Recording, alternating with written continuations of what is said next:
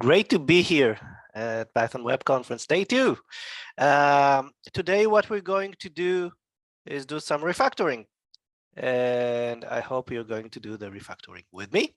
The first thing that you should do, apart from admiring Tom's special effects here, is getting the exercises.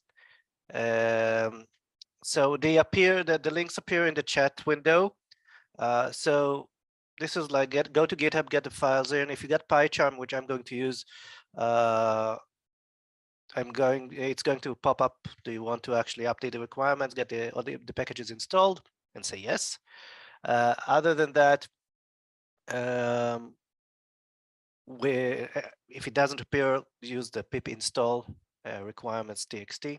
I'm going to, you have time to do this until we'll jump into the exercise. I'm going to talk about things before that, but please do so when we are going to start doing the exercises. It won't be just me looking at the screen or you looking at the screen.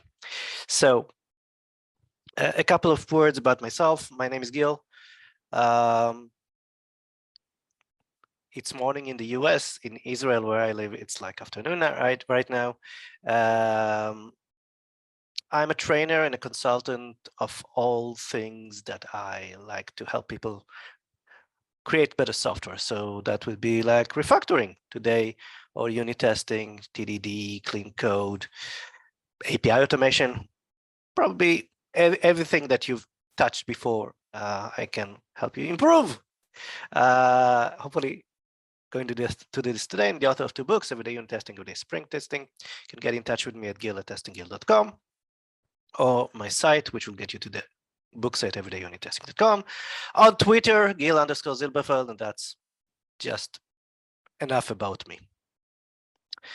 I'm going to start with the end in mind, as we always say. What we want most of the time, we want a code that works over and over again. What does that mean? We want code that works, obviously, and we do that. We write code that mostly works, and we have all kinds of processes that help us make sure it works, like tests, automated tests, or testing, or manual testing. Sometimes you do code review in order to make sure that what's going out there does work. But the thing is that we want it over and over again in an iterative manner, or incremental and iterative manner. And in order to do that, we need to do other things that helps us do this over and over again. One of them is refactoring. So question is, what is refactoring? Anybody wants to write in the chat what refactoring is? Kind of a slippery subject.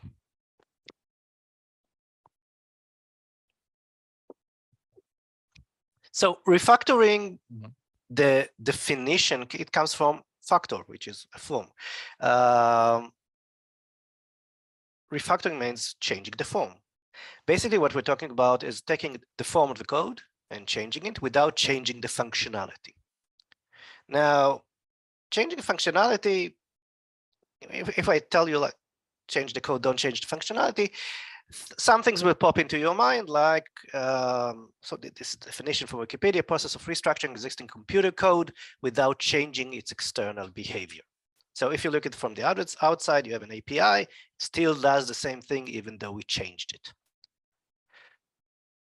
So one of the things that first pops into people's mind is renaming.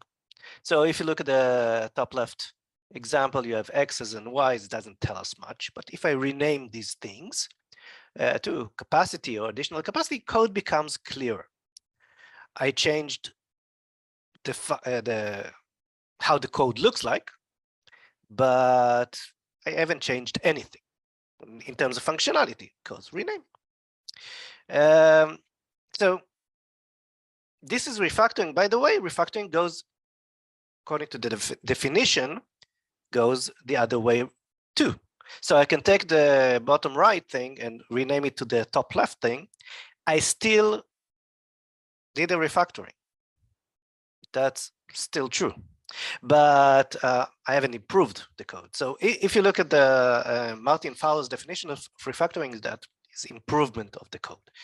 But basically, if you just change things, you can do it like either way. So yeah, that's what we usually think about: renaming, extracting methods, stuff like that. But could be other things as well. So here's an example of quicksort algorithm, quicksort, which I nabbed from the internet. I'm assuming it does what it does. If it does, I can replace this with something like this. So this is NumPy's quicksort. Does an NumPy array and does the sort by itself. So the question is this refactoring? So if I like go by the book, by the documentation, I guess it is, right? Because the algorithm does quicksort, this one does quicksort. Apparently, they're the same. But the question is, did I just do refactoring? What happens if I have an API, for example? An API can be written underneath in different languages. So I take my Python code, replace it with Java. Did I do a refactoring? So the thing is that when we're doing refactoring, basically it's a bit risky. We need some confidence to understand what we're doing. So if what we're going to do is rename stuff, like if I work in PyCharm, I do a right-click rename, I'm pretty sure I haven't wrecked anything. Nothing's broken. If I don't have any tests, I'm pretty confident that what he did before, it does the same thing right now.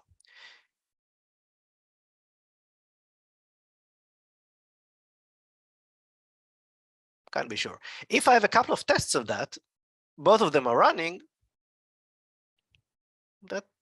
that's a good question. Whether my tests cover everything, not cover everything is two is enough. So if I have tests, do I trust my tests? If I have tools, do I have my tools? If I have docs, it tells you that this is a quicksort. Is this equivalent to the quicksort I'm replacing it with? So I need kind of do like risk analysis, a balance of things of what is really the impact of the change that we're doing.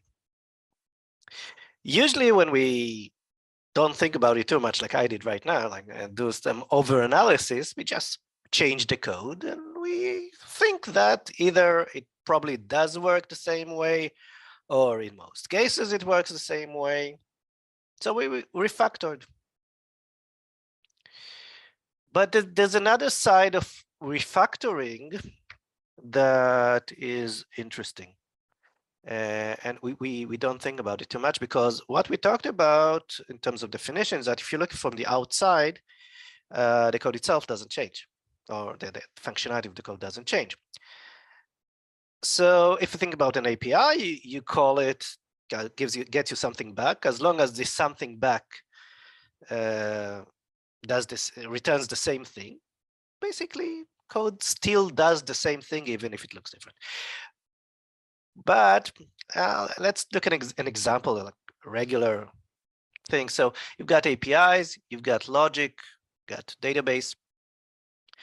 So the APIs talk to the logic, and I do some refactoring around the logic.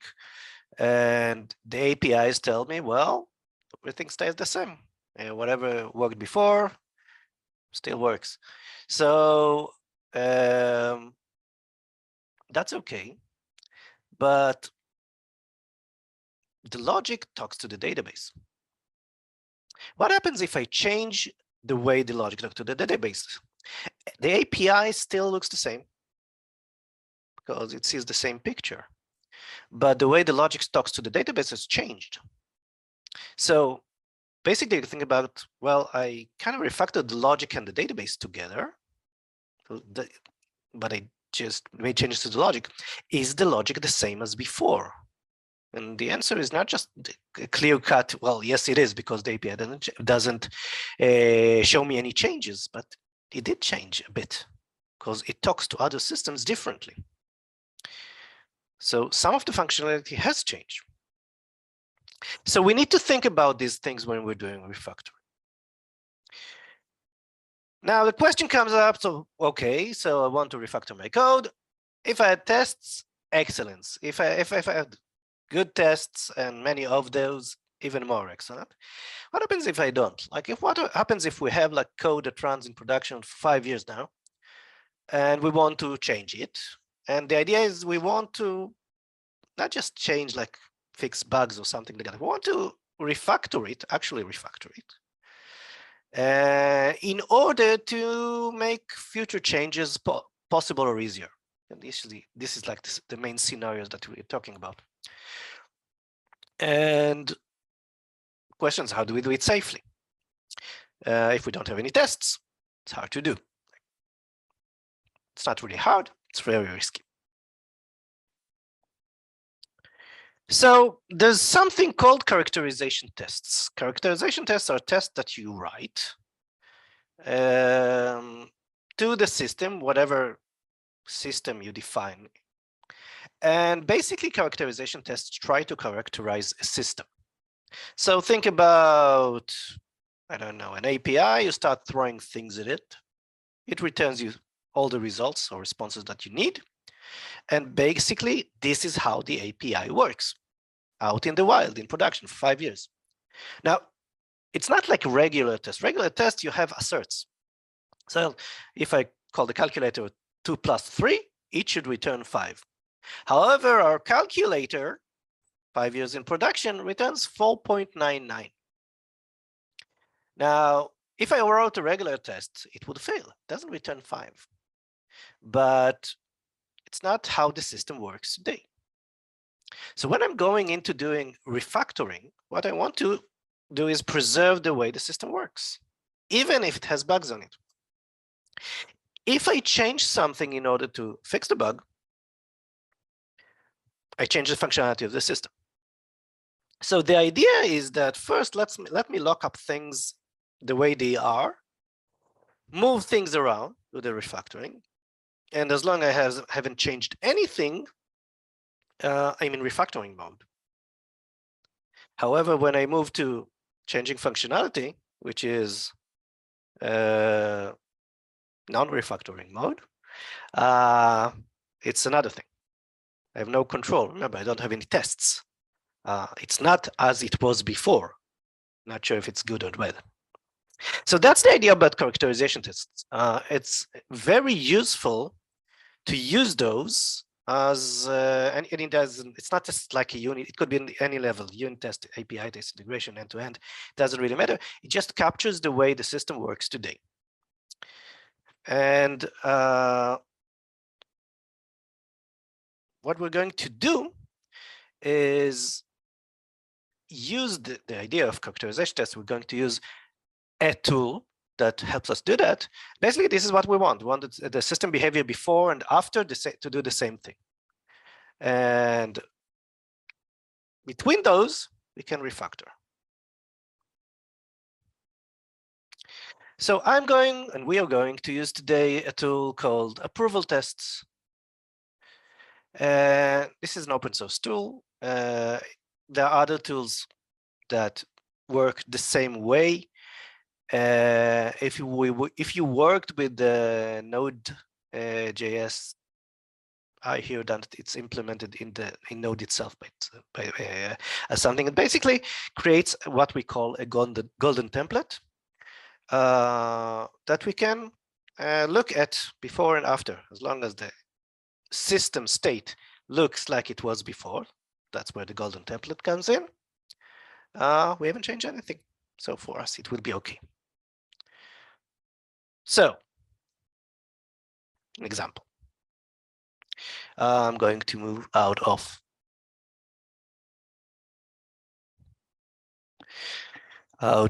presentation mode and go to PyCharm. Okay, so this would be our exercises project I'm going to work now on the simple approval tests here. And I'm using unit test, Python's unit test framework. And you can see that this is the test that I'm going to run first. Now, regular tests have self.assert. Doesn't happen here. We have something else called verify. So the only thing in the test is calling verify, which comes from approval test with this strained string. I'm going to run it and see, let's see what happens. So as it runs, you see that it failed, but a couple of things happened. You see that there were two files were created. The name of the files is the name of the test, getting started test, so the class test class, dot the name of the test, test simple approval. And then one is received and one is approved. Let's look at the received file first. The received file contains whatever I passed to verify, the whole string. The approved is empty.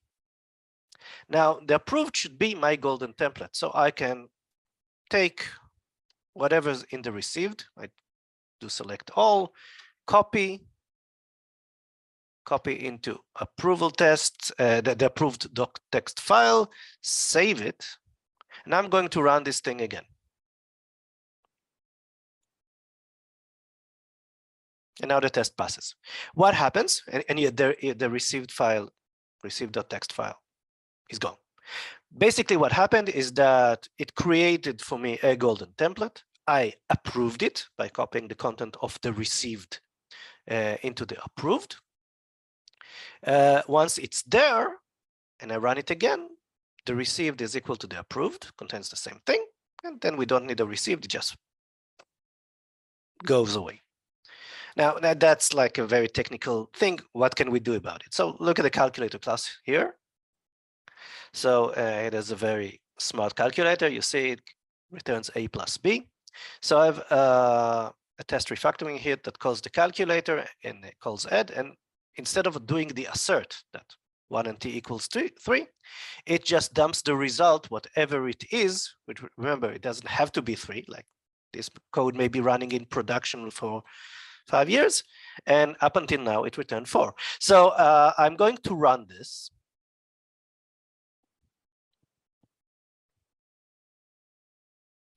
And you can see that for my test refactoring, again, two files were created. The first one, the received, contains the 3. The approved contains nothing. So I'll copy the content of the received to the approved, save it, run the test again. Now it works. Now I can refactor. How can I refactor? Let's do renaming. Let's call this one operand 1. And let's call this one operand 2. And run this again. And it passes. That means that I haven't broken anything. Now let's introduce a bug. I'm going to replace this plus minus. I'm doing a refactoring mistake. When I run this, you'll see that the test fails and it will tell me basically it's not the same thing. I expected 3, but got a -1. You can actually see this here. So basically, this is it. This is what it does. It tells you that, well, things are not the same as they were before. It doesn't tell you if you are correct in fixing stuff or you broke something, but it is not the same as it was before. For our purposes, basically, we're no longer refactoring. So I'm going to fix the bug. Go back to safe water when it actually was. So I'm going to fix the bug, run it again, and then everything's back to normal. We're green, which means it's not working, but it is working as it worked before. That's basically what ApprovalTest does, and other tools like it do. They basically help you create tests without asserts or expects, whatever you're using. You don't specify what it should be, but it captures how it is now.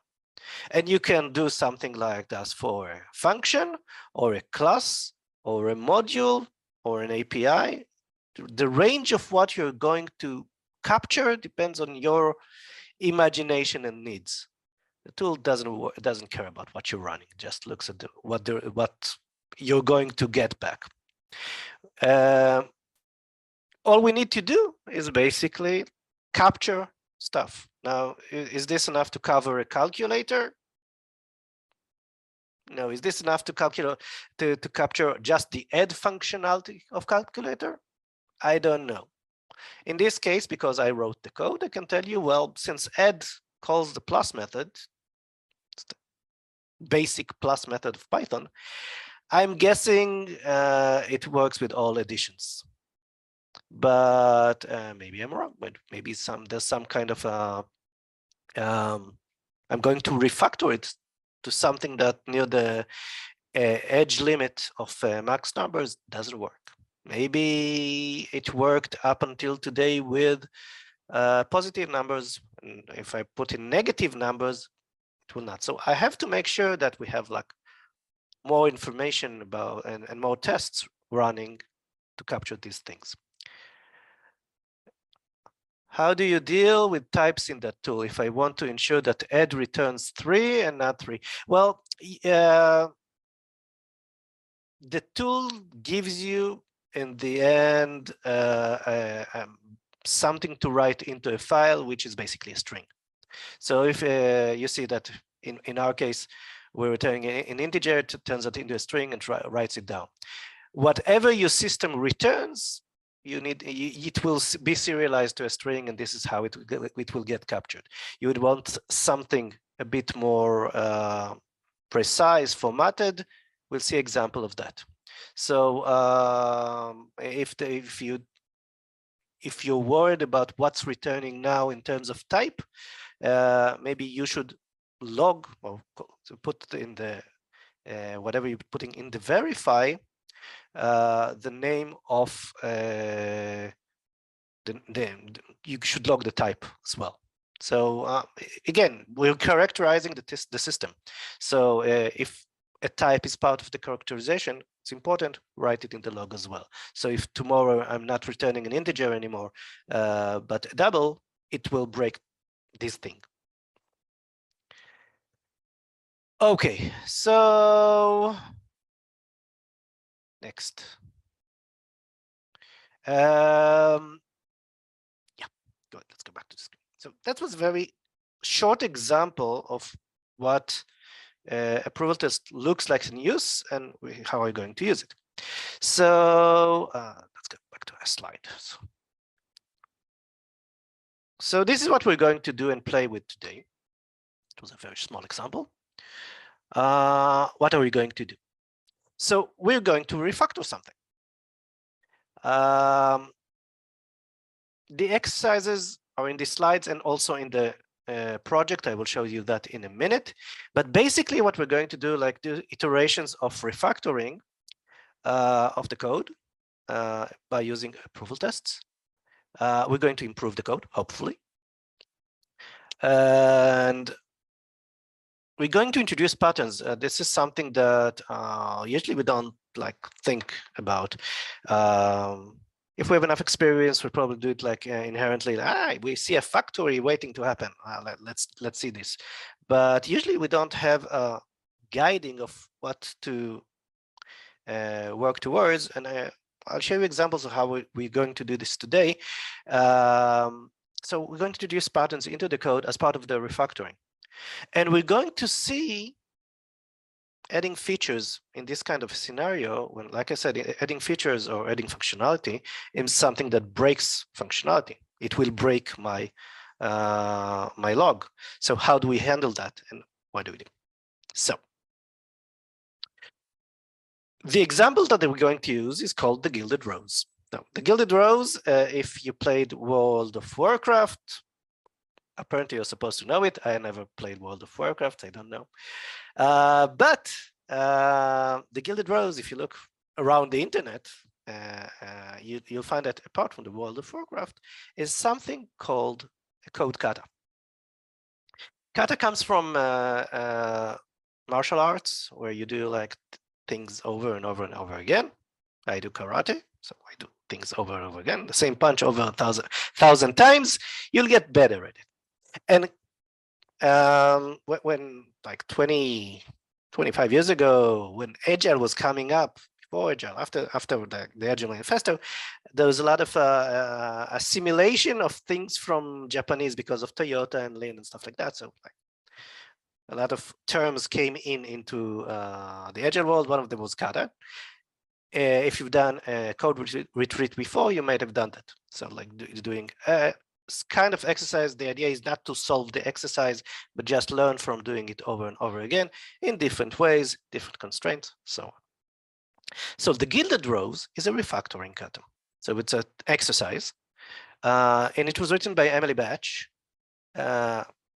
very long ago. If you look for it around where it is in GitHub, you'll see that in different languages in many ways. So I'm going to go through the examples with you in a minute. This is a slightly modified version for our purposes today, because I broke it down in a couple of things. But have a look at the original after we're finished here, and you can have fun with that as well. Let's see. Are we ready to go? I'm guessing yes. Okay, so let's see what we have first. So I'm going to, again, switch from presentation mode to the thing here. Right. So what we have in this exercise of ours, exercise project, first of all, there's a markup file under exercises that summarizes the exercises that we have. If we're not completing them today, have fun working them one by one as we go.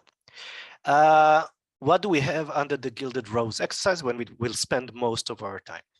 So basically is we have the requirements for Gilded Rose. So Gilded Rose is a shop, basically a small inn, prime location in prominent city.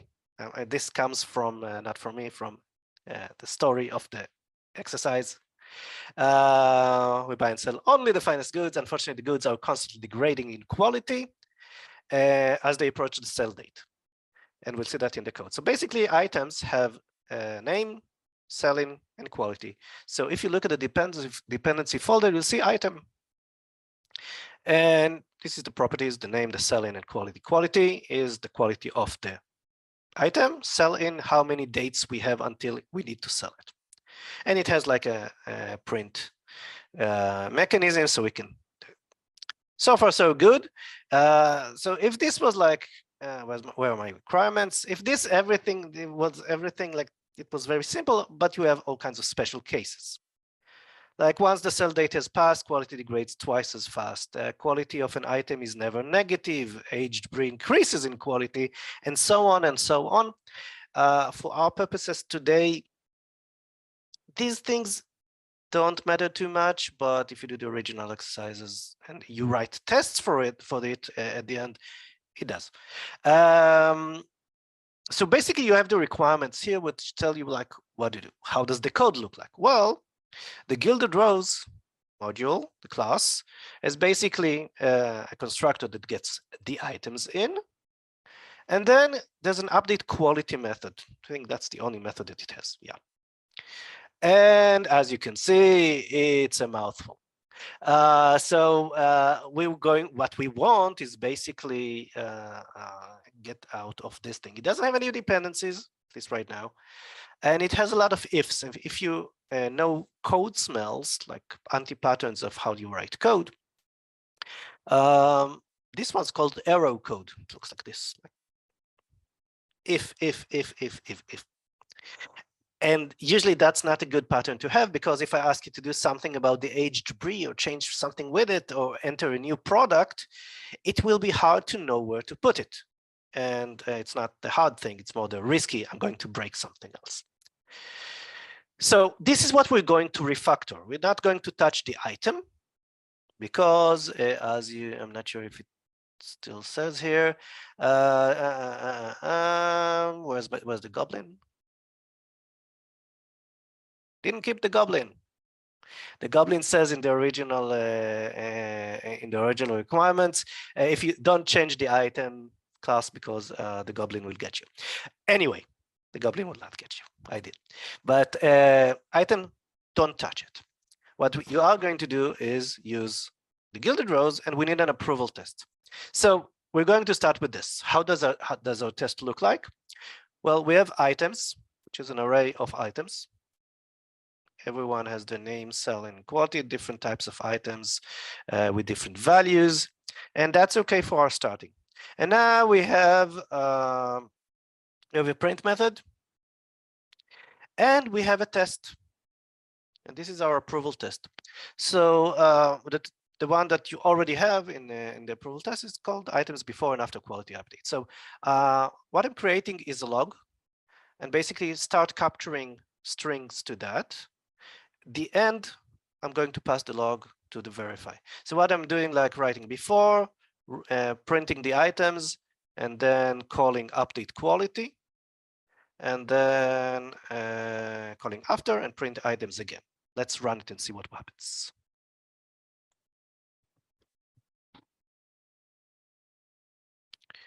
So obviously this does not work, because this is how approval tests first need to work, need to approve it. So before the update, it tries name, cell, and quality, and the name of the items and their values. And after the update, you can see that quality has degraded, for example. And basically that's a sell-in date was reduced by day as well, because we're getting near the sell-in date. And this is the way things work now. Remember that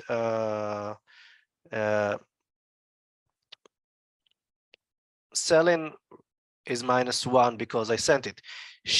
Could sell-in date be a negative? Well, maybe in our reality, no, but this is how the software works. So we need to make sure that we understand that the way it works right now, it's the way it's working right now. So I have a test, and I showed you. Let's just create, make sure the approved is correct. Save it, run it again. Everything's okay. And the question is it enough to start refactoring?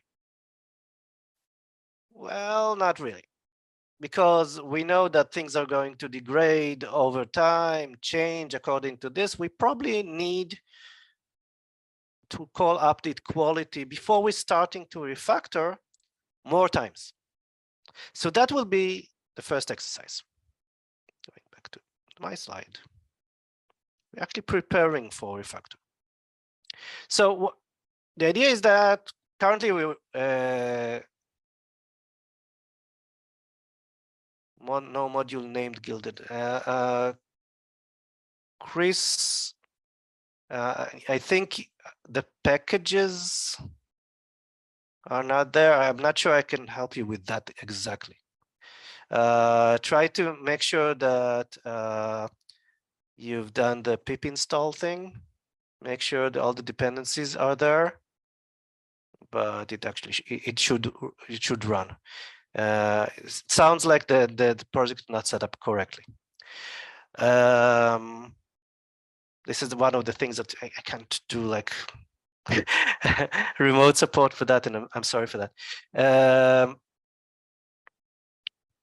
Usually what doesn't work is that the things are not set up correctly, and therefore make sure that if you're working with PyCharm, it should do like a small strip at the top that tells you, do you want to install the packages?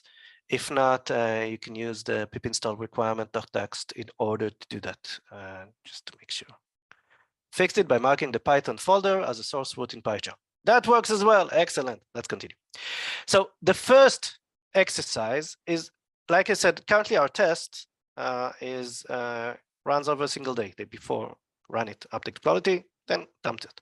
We want to create a better coverage of that. And the way we're going to do this is by creating an approval test or upgrading the one that we have to dump the data for 30 days. So we're going to run a loop of the update quality, and I'm going to create the approval test file that contains the data of 30 consecutive tests. This will probably like running for a month.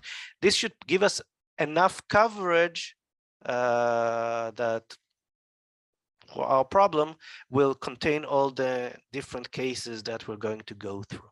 It's how to know that from the code, really. So this is the first exercise.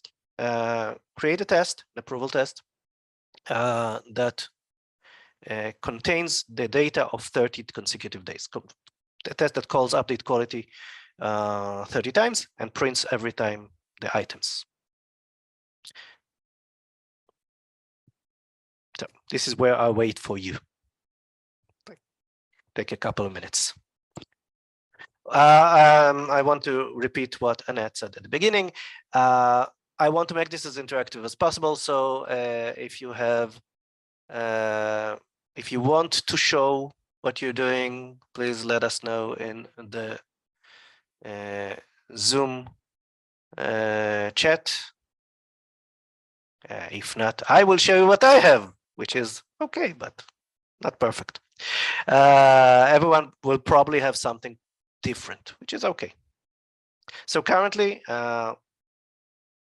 work on that. Let's take a few minutes for that and make sure that you have an updated approval test.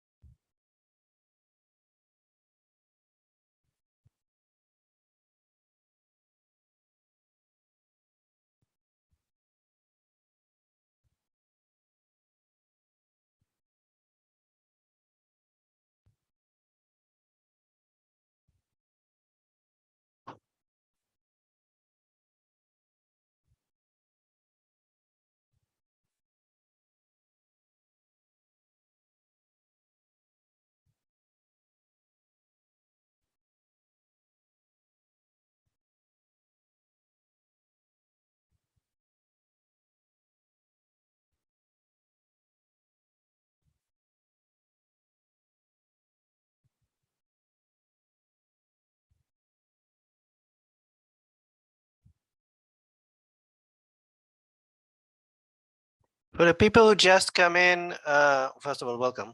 Look at the top of the chat. I'm going to copy that as well. This is, oh, copy? No, I want to copy.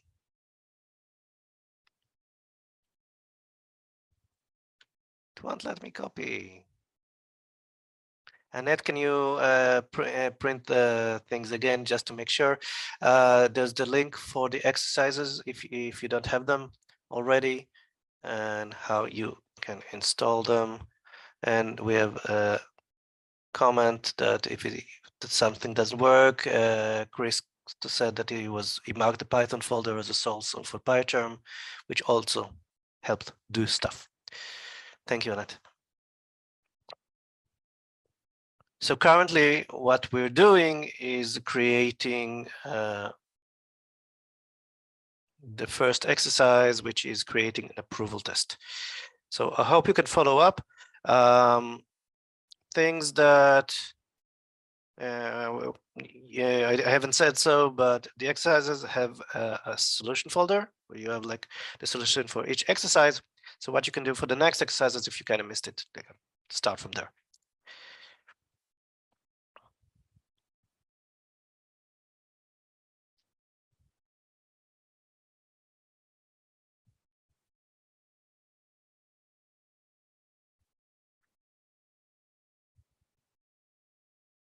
So if you finished, let us know. Want to make a head count. No, Chris is finished.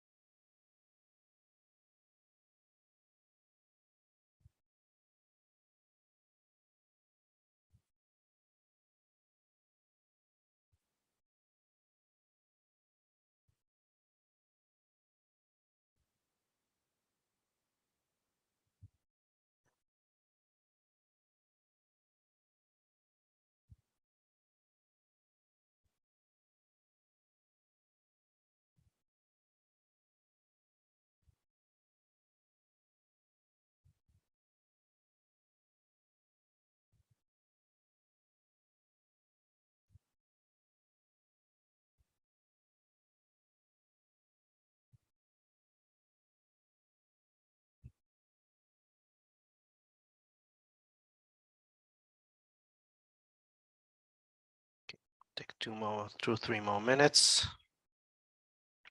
We want to jump start into the refactoring, but learning how to work with the tool is also interesting and important for us.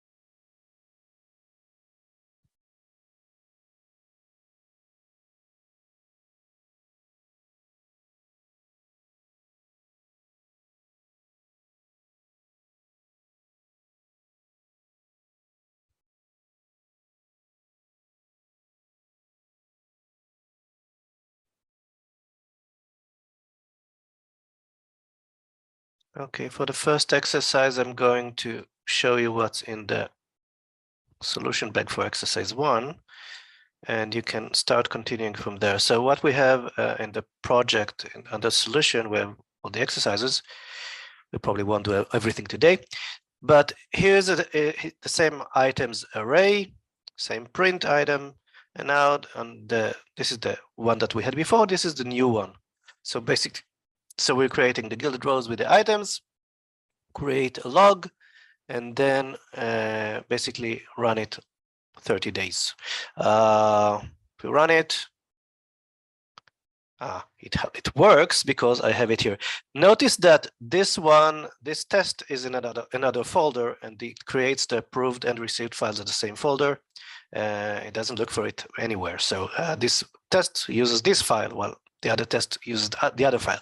So this is what it looks like: day 1, day 2, day 3, and so on.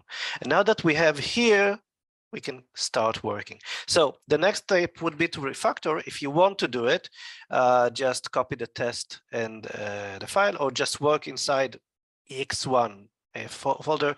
That goes as well.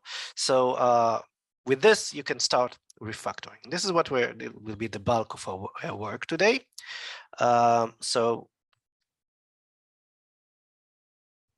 you're going to refactor. So what we're going to do is refactor the update quality. Don't need to refactor something else too much. But I'll give you some kind of two things. First of all, a direction. What do we want to do? So because the way of this exercise, the way it works, it's basically you do something based on the item or the item name. So what we'd like to have is some kind of structure that it's like an if-else's. If you're working in the newer version of Python from 3.10, you have match cases. So basically, it's something that we can move forward when doing, well, with this item, we can do this, and with this item, we do something else. How do we do this? So basically, small steps. That's true always for everything software, but especially when we're working with these kind of things, with approval tests or something similar, it's very important to do very small and minor changes. If we don't and it breaks, you'll see that. I'll go back to my approved file for that. This is a very long file. Okay. So if something fails, it will tell me, well, this is not where it's supposed to be, or this is a completely different number or something else. But finding out what caused this, if I did like 5 steps, it would be hard to do. So I would rather do like very small steps and run everything. And in this scenario where we don't have like a whole system to run, it's very cheap to run these tests. So first of all, I encourage you, first of all, to do very small steps. Some of them will be automatic using the tool, like rename or extract method, but some of them you just actually need to type. So there are ways and different patterns we can use. And there are a couple of examples. Where are my examples? Here. Refactoring patterns that you might want to use and are very helpful when you're doing refactoring for something like that. So first of all is called, and this is like the original thing that I might want to refactor. The first one, and it's especially very important to our case, but there's a lot of ifs, something called a guard clause or a guard statement. So we know that if the condition is true, it will do this, but will not go into the else. So another way you can do this is write it this way. So if it's true, do what we need and then return. What do we get from that? We can lose the else. Everything under the else can shift left.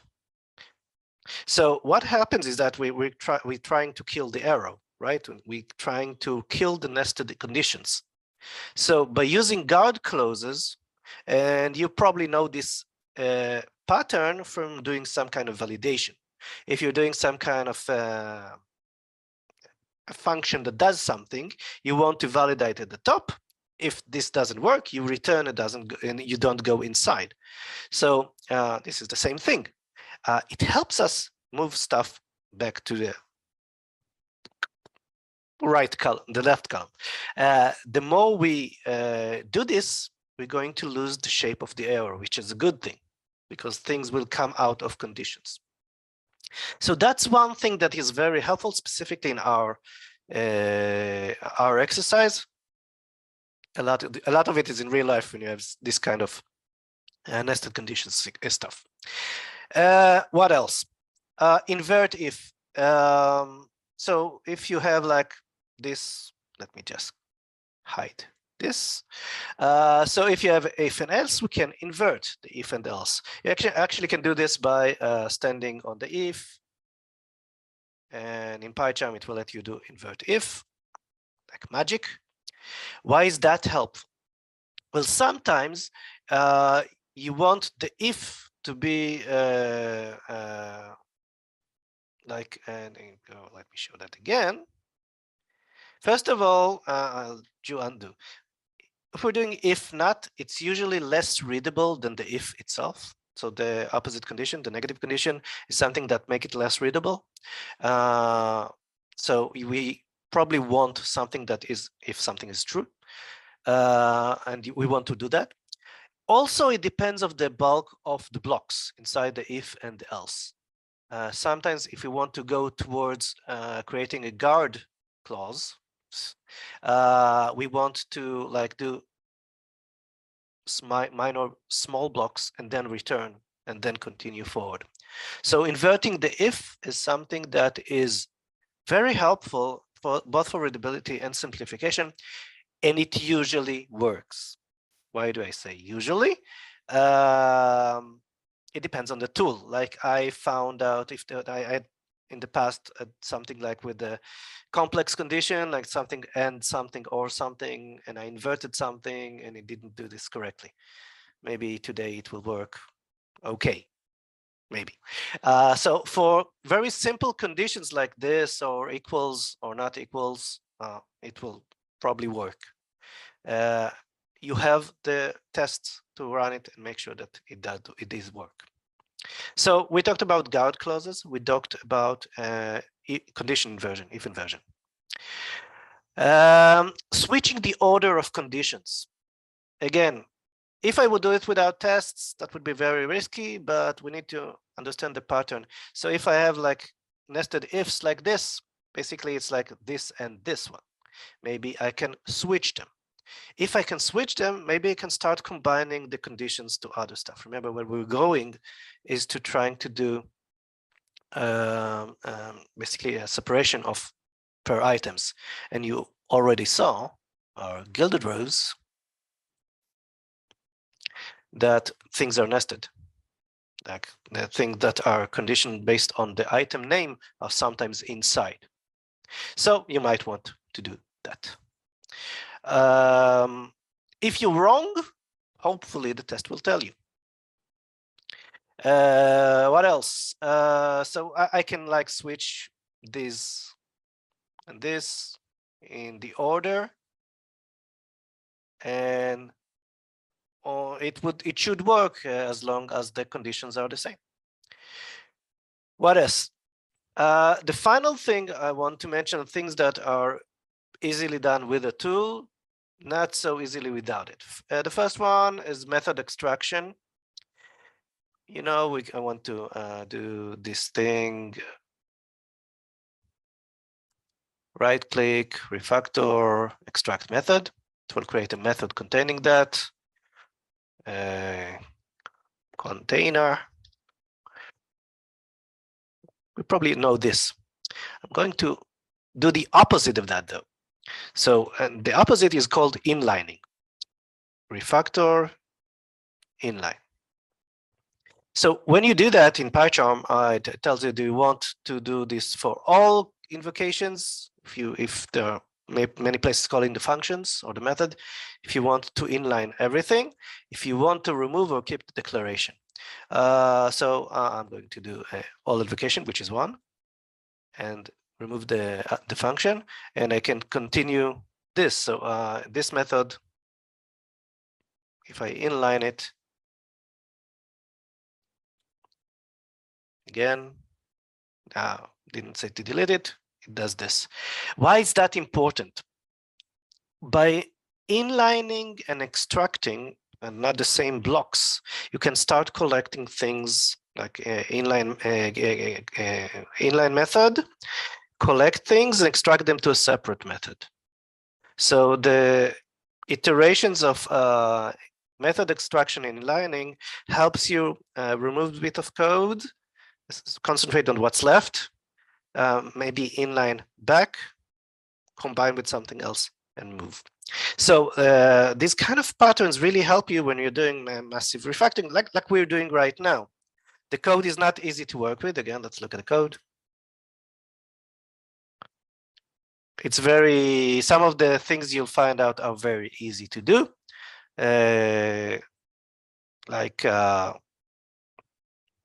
You see that these things repeat themselves, so it makes sense to create methods for them, and it will make your life easier when you're trying to read the code.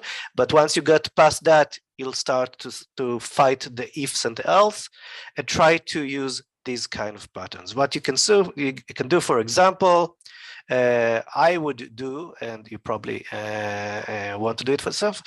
The first is to extract everything here, everything inside the for loop and create a method called update quality for item. Very simple, but you start moving stuff out and to the left. So this is where we are. We have something like 15 to 20 minutes of working on that. There is no end game here. The end game would be when you see something like a match case of the different things by their names, and everything is working. But it's okay if you don't get there.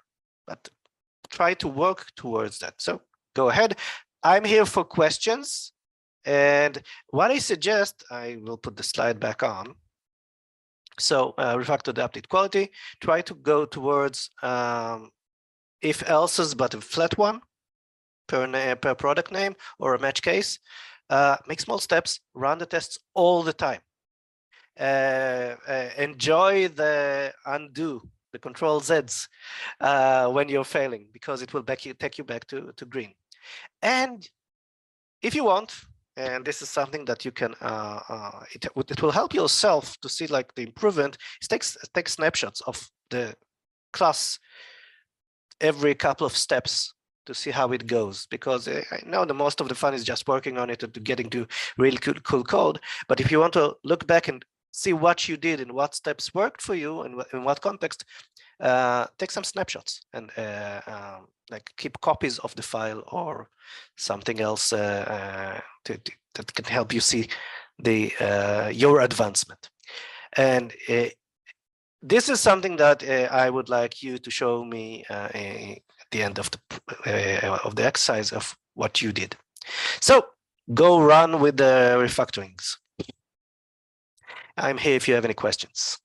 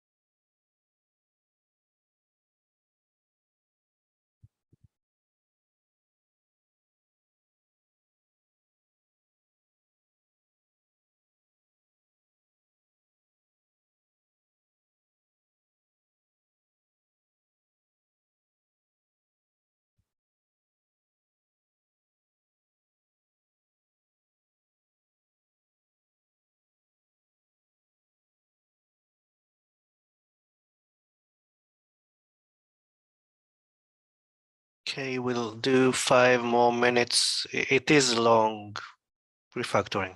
So if it is a complex problem, so that's okay.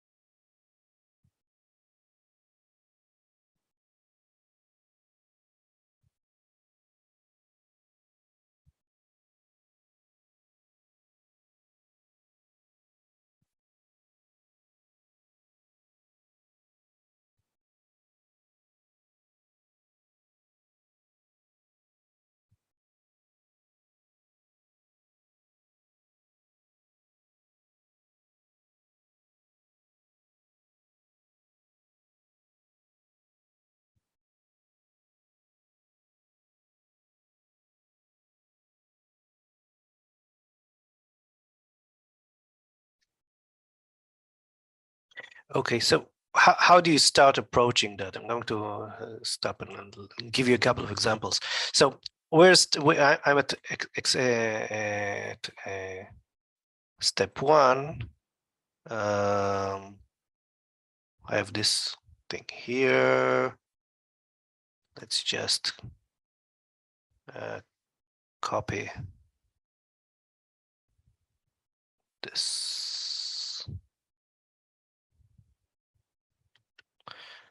into here and create the proof test. What am I missing?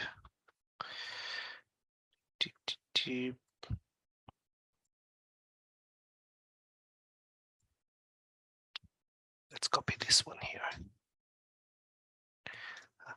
I'm mutilating the solution here, but that's okay. Okay, let's run it.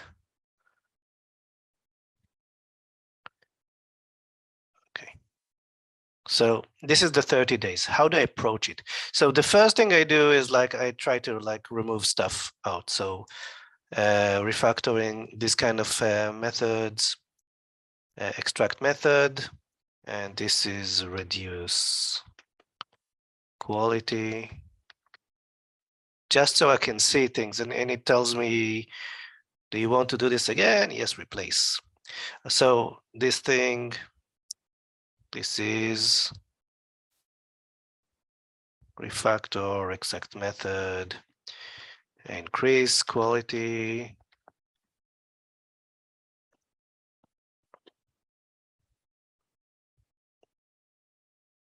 And this is like for the beginning, right? So now let's see what we have here. Like I said, first of all, I want to take all this and extract it out of the loop.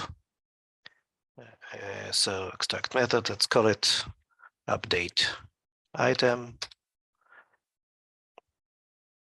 Just remove some noise. Now let's look, for example, at this. We have if else and ifs more. So let's look at this. So first of all, what do we do here? So one of the things that I like to do is just create this thing here. Okay, why is that? It lets me see if things are trying to I try to look for similar patterns, so usually it's by names. This is, for example, tells me that if this doesn't equal HBRI. Excellent, but let's do invert if, because we don't like the oh, I haven't done something that I told you to do. Run the test. Make sure that I haven't broken anything yet. Cool. Now I'll do the invert if. So stand on the if, invert if. It replaces this if and this else. So let's do. And now I have something with HBRI. So let's run the test. Make sure it still works. Still works. Excellent. Let's try to get rid of this else. How do we do this? Guard close. So I will just put here return. And let's see if this works. If this works, it probably won't because it continues there. The else block could move to the left. Let's see. It does work. Excellent. So that means I can remove the else and shift these things to the left. Let's run it again and see if it works. So this is what I mean by doing small steps and moving small stuff. If this happens, I can now invert this if, for example. We don't like the not equals, so let's try the equals. Ooh, it's too much for it. That's okay. We'll wait for that. What else? What we can also do is try to shift the ifs. So for example, what happens if I move these two lines up? Yep. Yeah. I switched if. Does this make sense? First of all, it doesn't break anything. That's good. Maybe I can move this up. So let's just cut it and place it here. Let's see if it still works.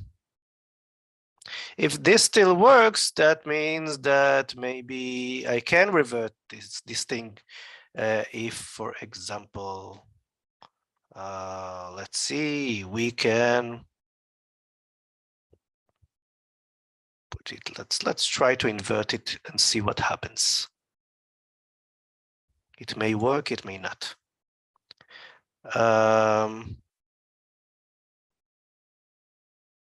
So it does work, and that means that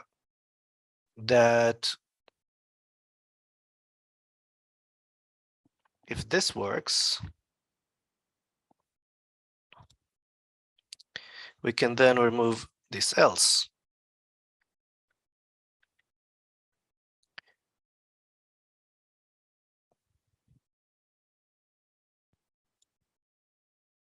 And I'm chipping away. You see that I'm moving bits by bits, and I'm trying to create this. And if I work like I did before, which it's not completely what I did before, it will come to this is what I have now at exercise 2. You can see that I have update quality, which calls update items in the loop. But now I have something that looks like if aged brie, do something. If backstage passes, do something. If one of these things, do something. And this could be like with the match case as well. And the final thing I want us to do today, if possible, is called, and you can either do this or continue refactoring, because what we're giving is 10 minutes max for that, because I want to finish this. Either continue refactoring your code or start from what you have in exercise 2 and start doing the strategy pattern. So what is the strategy pattern?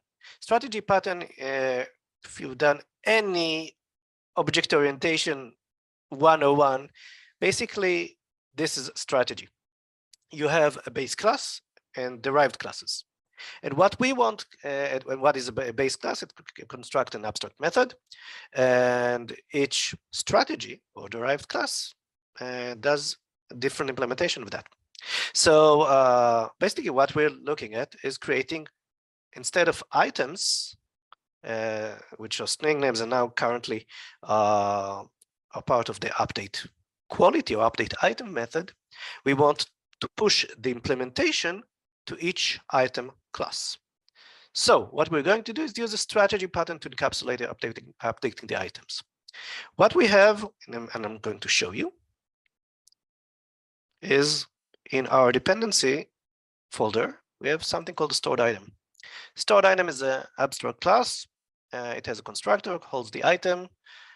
Message is not useful at this point, and it has an abstract method called update. Try, if you're starting from something like we have here, sorry, if we have here, where we have based on the items, I want you to start creating classes for an aged brick item or backstage passes item, which kind of pushes this implementation into this item. So you won't have like a big if a checklist of something like that, of what you do, a match case, but each item will update itself. So start working that, and like 10 minutes maximum, and do this. So I'm going to look at what Annette wrote me. Started trying to split different rules for each kind of item, even if duplicating some statement. It's true. Sometimes duplicating stuff helps before you trying to combine it together. So what Renee wrote in the example there is basically the structure of guard clauses. If something, then return. If something, then return. See it on the screen right now.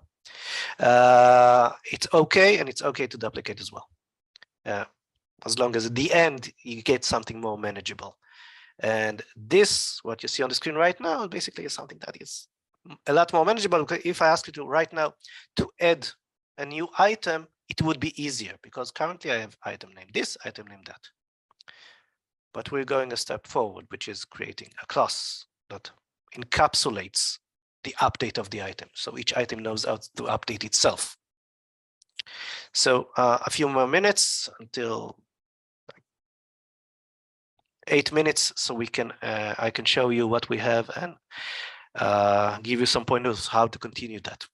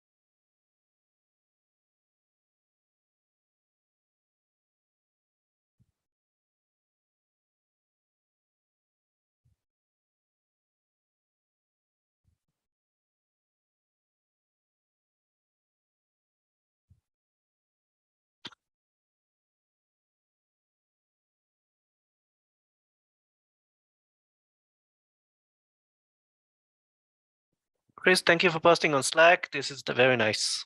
It's a very, very good continuation point of where we're going. And as you can see, like that, there's something where the sulfurous doesn't do anything.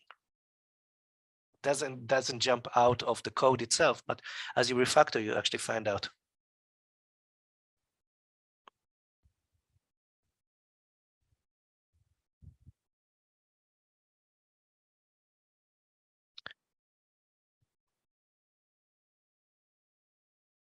So like 2 more minutes and then we'll start rounding up.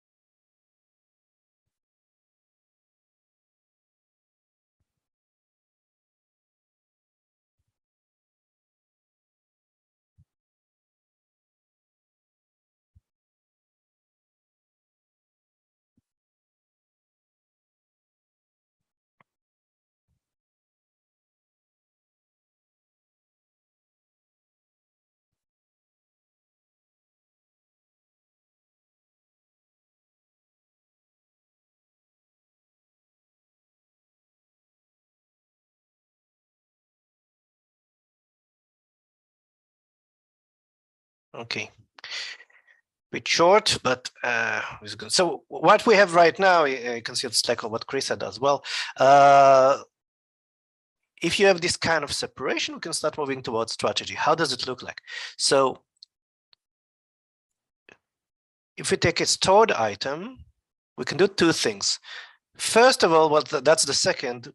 All updated items can share the implementation of increased quality, decreased quality, and so on. So we can move that up to abstract to the abstract class itself, to the base class. Then we can decide they have a backstage dexterity or elixir, which kind of look the same, and backstage, and the implementation is pushed into these objects and HBRI and so on. So each one has its own implementation. This leaves the yielded rows to be something like this. It just contains the update quality, which loops over the items. And for each case, we just call the update with the item and just updated it. Now, this becomes even easier to add more items into that. And there are the couple of exercises that are left, the 3 exercises that are left, are replacing this match case with a factory method and adding new stuff. So I want to just I really encourage you to do the exercises because it's much fun, as you've seen. Go back to my slides to finish up. Factory and do a conjured item, and finally do notification, which something that's interesting. What happens when our code tries to call another service or something like that, and we want to refactor that as well. So encourage you to do the exercises. I want to talk about what we did was just basically once we had a test or tests, we just worked and introducing the strategy pattern, introducing the factory pattern. We didn't change anything from the outside. Tests still work. So this gives us the ability to do the refactor. And the question is, are these tests are real tests? Like, can I use them in the CI and in Jenkins, stuff like that? The answer is yes, I can do that. But there's a warning. So basically, I can put verify, can fail a test, just like an assert. An assert equal or something like that. The thing is that, like we saw in the beginning, once we start looking at like the differences between files, differences become not very informative about what is happening there. This is not like it was before. And a lot of the times it's easier to just say, well, obviously I touched something and I added something. Of course, it doesn't work anymore, but maybe it's hidden. There's a bug hidden there. And if I approve something that may cover a bug, and it's possible to do that, the bug is now locked in the new approved file. So whenever I'm changing something, I need to create a new approved file. So I see that as like a transition or a helper that as long as these things work, it's okay. But once you start adding new stuff, add real tests. To summarize, refactoring is a matter of confidence. You've seen that we've gained confidence the more we had more tests. We understood the code better. When we did inline and extract, we kind of let the tool do this for us and kind of trust it to do it. It's a matter of confidence. We need to understand what the risks are, because we need to understand what refactoring is not just changing the code and hoping the functionality stays the same. We need some kind of proof. We need to understand what coverage is. And it's not like code coverage or test coverage, is something else here. Because we sometimes don't even understand the code. Identifying the patterns, using patterns to get to collect code together, what we call cohesion or cohesive code, things that are things that are go together, other stuff that we can push to other classes, better be in those classes. So try to think that we're not just like extracting methods or functions in this module. No, the things that you can do like with factories and strategy patterns, just push this to everything else, to other classes which are smaller, easier to understand, easier to modify, and we create a better way to extend the code. So think about approval test, something that can help you throughout these kind of scenarios. For me, the most straightforward is that I need to unravel this ball of spaghetti, and I throw a lot of things on it, and from all sides that I can see, try to refactor, and as long as I have enough confidence, I can say, well, this actually is doing the same thing as before. That's basically what I had for you today. Refactor all the things. This is where you can get in touch with me: Twitter, LinkedIn, Facebook, whatever, on my site. I do webinars every month about all kinds of things. So go to the site, look for them at everydayunist.com. Follow me on everything, and have a nice continuation of the conference. Thank you very much.